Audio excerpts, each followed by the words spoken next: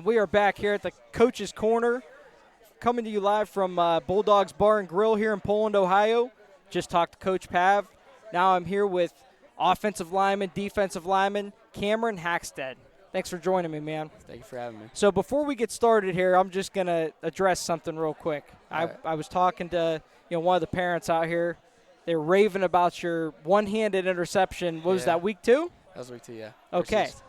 Did you ever return on that afterwards? I did not. I kind of fully extended with my right hand. I reached back, and then I looked up, saw that I caught it, and I was like, oh my God. And then I kind of tried to turn and run, but I turned the wrong way, and I kind of just fell.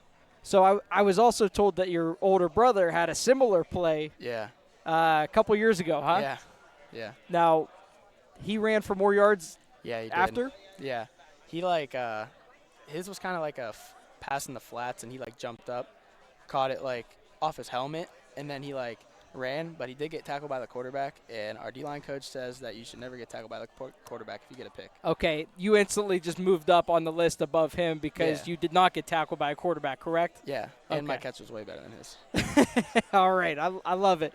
So we're a little sibling rivalry here, and I'm gonna give it to you because anytime a lineman, you're playing D end, right? Your brother played D end, so both of you. Anytime a lineman's getting a one-handed pick or an interception in any way, credit to you, dude. Good job. Thank you.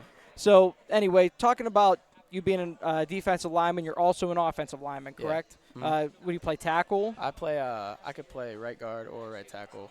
Okay. Depending on the health of one of our players. But pretty athletic guard or tackle, I'd say.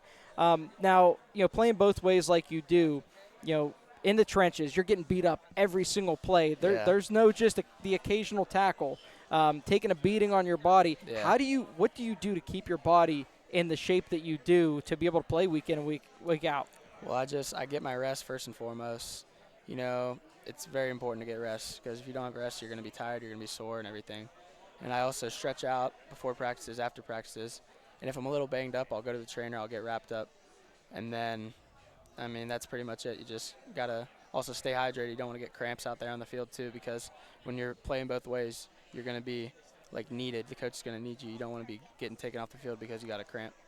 In the interviews I've done this season thus far, the common denominator when I ask that question or similar question is rest. Yeah.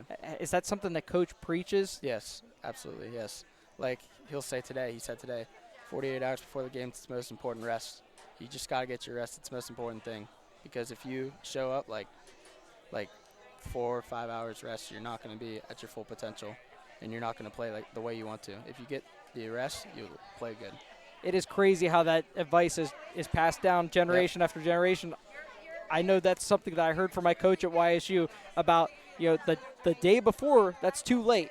You can't get a good night's sleep the day before. It's the day before is the most important night of sleep. Exactly. Coach Haycock, I'm going to plug him real quick. Great guy. So, anyway, moving on here, you talk about getting that rest in. You guys started school a couple weeks ago. Yep. What kind of wrench does that throw into the equation?